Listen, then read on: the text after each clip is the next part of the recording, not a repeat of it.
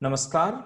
Gaseous state का जो हमारा अगला जो टॉपिक है, पिछले टॉपिक में मैंने वाटर वाले इक्वेशन को डिस्कस किया था। ये टॉपिक आज का जो टॉपिक है हमारा वो है कि क्रिटिकल फिनोमिना की क्रांतिक परिघटना किस तरह से गैसियस स्टेट में देखने को मिलती है। सामान्यतः उच्च ताप और निम्न ताप पर गैसों के अणु स्वतंत्र रूप से सभी दिशाओं में रेंडमली मूवमेंट करते हैं, लेकिन ताप कम होने पर अणु की गतिज ऊर्जा कम होती है और साथ ही दाब बढ़ने पर गैस के अणु के मध्य दूरियां कम होती है, परस्पर आकर्षण बल बढ़ जाता है, जिसके फलस्वरूप गैस कैसे होती है, द्रव अवस्था में परिवर्तित होने लगती है। इस प्रकार कम ताप पर अधिक दाब पर गैसों को द्रवित किया जा सकता है, मानी कि इसको लिक्विड स्टेट में परिवर्तित किया जा सकता है। प्रत्येक गैस के लिए एक विशिष्ट ताप होता है जिससे अधिक ताप पर वो उस गैस का द्रवीकरण केवल दाब बढ़ाने पर नहीं किया जा सकता। एक विशिष्ट ताप जो होता है जिसको बोलते हैं हम क्रिटिकल टेम्परेचर यानी क्रांतिक ताप, उस ताप के ऊपर ही वो द्रवित होती है, उसके बाद में द्रवित नहीं होती है। विभिन्न गैसों के लिए इसका मान भिन्न भिन्न होता है। इस क्रांतिक ताप में किसी गैस को वह न्यूनतम दाब जिस पर गैस को द्रवित किया जा सके क्रांतिक दाब, अब जो ताप पर टेम्परेचर तो क्रिटिकल टेम्परेचर और प्रेशर तो क्रिटिकल प्रेशर। किसी गैस की क्रांतिक ताप और क्रांतिक दाब उस गैस के एक मोल का आयतन, क्रांतिक आयतन और क्रांतिक अवस्था में गैस के एक मोल आयतन की सहायता को क्रांतिक डेंसिटी मानी क्रांतिक घनत्व कहते हैं। ऐसी अवस्था में अणु व गैसीय प्रवस्था में विभेद करना मुश्किल होता है। इस घटना को क्रांतिक फिनोमिना कहते हैं। जब ये पता नहीं लगता कि ये गैस एक द्रव है तो उसको बोलते हैं फिनोमिना। तो यहां पर हम कहते हैं टीसी, पीसी, वीसी मानी क्रांतिक ताप, क्रांतिक दाब और क्रांतिक आयतन। इसे सम्मिलित रूप से इस फिनोमिना को जो बोलते हैं TC, PC, VC critical phenomena या क्रिटिकल कांस्टेंट जो है उसको सबको मिला करके हम क्या बोलते हैं, ये घटना जो होती है उसको क्रिटिकल फिनोमिना कहते हैं। कार्बन डाइऑक्साइड के लिए टीसी, पीसी, वीसी की वैल्यू को बात करें तो 31 डिग्री सेंटीग्रेड 72.9 atm जो टेम्परेचर इसका वो होगा आपका पास में प्रेशर होगा और 940 mm प्रति मोल इसका क्या होगा, प्रेशर होगा। ये जनरली गैस की क्रांतिक ताप और क्रांतिक दाब की मात्रा पर निर्भर नहीं करता है, ये क्रांतिक आयतन की मात्रा पर निर्भर करता है। अब क्रांतिक स्थिरांक को कैसे हम एक्सपेरिमेंटली निकाल सकते हैं? Experimental determination of critical constant. क्रांतिक स्थिरांक को प्रायोगिक रूप से इस सिद्धांत के आधारित होता है कि गैस के द्रवीकरण की अवस्था में उसकी वाष्प और द्रव घनत्व समान हो जाते हैं। इस प्रकार गैस और द्रव अवस्था विभेद नहीं किया जा सकता। क्रांतिक स्थिरांक का प्रायोगिक निर्धारण जो इस एक्सपेरिमेंट के द्वारा किया गया, इसको कार्डिक डी लॉर्ड नाम के साइंटिस्ट ने इसको डिस्कस किया। इसकी यू आकार की ट्यूब होती है, ये देखिए आप, इसमें वायु भरी है, इसमें मैनोमीटर लगा हुआ है प्रेशर नोट करने के लिए, उसमें कवच बना वाष्प जारी है, द्रव भरा हुआ है, ये इस तरह से यहां से दिया जाता है और यहां से वापस बाहर निकलती है। तो मोटी नली होती है, इसके सिरे पर बल्ब होता है, बल्ब के द्रव भरा रहता है जिसमें कि यू आकार का पारा भर दिया जाता है। पारे के ऊपर वायु होती है, एक सिरे को बंद कर दिया जाता है, मैनोमीटर की तरह कार्य करता है। नली में बल्ब वाले सिरे पर ताप स्थायी रख देते हैं, गर्म जल प्रवाहित होने पर गर्म किया जाता है। ताप स्थायी में लगे थर्मामीटर की सहायता से ताप का मापन किया जा सकता है।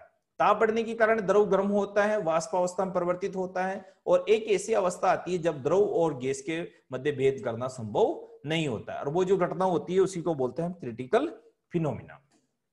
इस ताप पर पाठ्यंक थर्मामीटर के द्वारा ज्ञात कर लिया, इसे मैनोमीटर द्वारा प्रेशर ज्ञात कर दिया। इस बल्ब में धीरे धीरे ठंडा करते हैं तो द्रव गैस की पृथक पृथक सतह दिखने लग जाती है। इस पर ताप और संगत दाब के लिए ज्ञात कर लेते हैं। दोनों पाठ्यंकों को टीसी, पीसी और वीजी की वैल्यू हम द्वारा ज्ञात कर ली जाती है।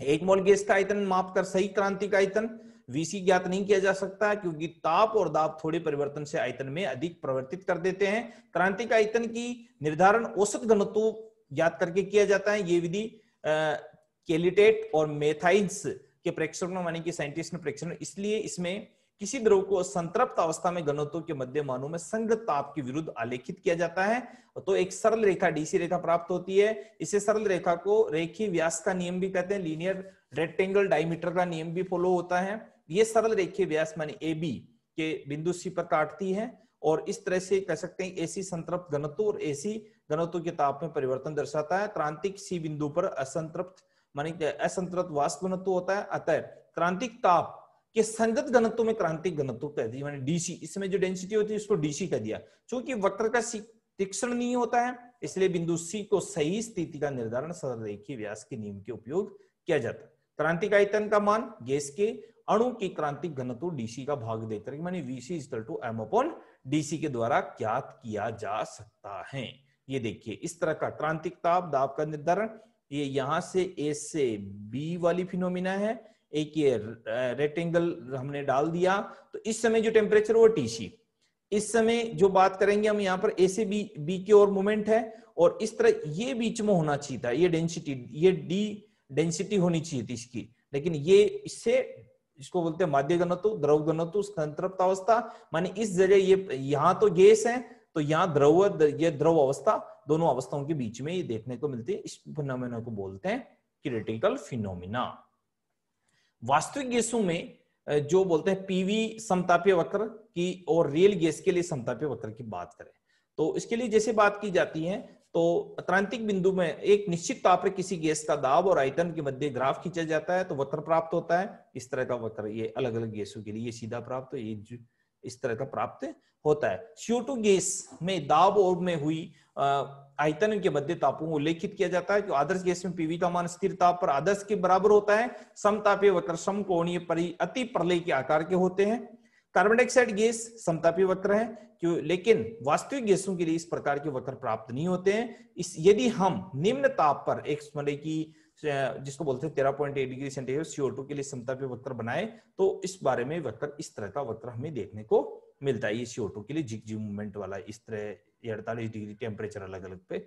इसको किस तरह क्लेरिफाई कर सकते हैं कि H बिंदु पर CO2 गैस अवस्था में होती है, H से L के बीच में दाब बढ़ने पर उसके आयतन में कमी होती है और ये गैस बाइल की नियम की पालना करती है। बिंदु L की बात करें, जब गैस द्रवीकरण प्रारंभ हो जाता है और तंत्र में दो प्रवस्थाएं प्राप्त होती है। गैस के द्रवीकरण बिंदु J पर एक क्षैतिज रेखा के द्वारा प्रदर्शित होता है जो कि समान ताप और आयतन की कमी को दर्शाता है। बिंदु J पर केवल द्रव अवस्था पाई जाती है, इसके बाद दाब बढ़ाने पर आयतन में कोई परिवर्तन नहीं होता है और उसको J के द्वारा, इसके द्वारा, तो इसे हम कह सकते हैं कि इसमें द्रव में असंपीड़ितता का गुण दर्शाता है। कार्बन डाइऑक्साइड में 21.5 डिग्री सेंटीग्रेड पर समतापीय वक्र जो प्राप्त होता है, इसके अध्ययन से प्राप्त होता है। ताप बढ़ाने पर क्षैतिज भाग कम होता जाता है, मानी कि ग्राफ कर्व है वो नीचे की तरफ मूवमेंट लेगा। गैस का ताप 31 डिग्री सेंटीग्रेड बढ़ाने पर क्षैतिज में एक बिंदु बी मात्र के रूप में रह जाता है और गैस ए से बी की ओर आदर्श व्यवहार प्रदर्शित करती है किंतु बी पर आकर के द्रवित हो जाती है। 35.5 डिग्री सेंटीग्रेड व 48.1 डिग्री सेंटीग्रेड ताप पर गैस का दाब बढ़ाने पर आयतन में कमी होती है, अतः समकोणीय अति प्रलेवे समतापीय वक्र प्राप्त होता है। ये गैस के आचरण आदर्श गैस के समान होता है। चूंकि CO2 गैस 31 डिग्री सेंटीग्रेड से अधिक ताप पर, जो अधिक ताप है उस पर द्रवित, जिसको बोलते हैं दाब पर द्रवीकरण नहीं होता है, अतः इसको क्रांतिक ताप कहते हैं। बिंदु बी पर संगत आयतन प्राप्त होता है। इस प्रकार से इस तरह समतापीय वक्रों में क्षैतिज भाग में मिलने पर प्रवलयकार वक्र प्राप्त होता है। मानी इस तरह से हम इसको डिफाइन कर सकते हैं। अब क्रांतिक पीसी, वीसी और टी की वैल्यू जो होती है वो सभी गैसों के लिए एक चार्ट के द्वारा हम लोग डिफाइन करते हैं टेबल के रूप में, कि H2 के लिए, हीलियम के लिए, नाइट्रोजन के, ऑक्सीजन के लिए अलग अलग वैल्यू हमारे को देखने को मिलती है। धन्यवाद।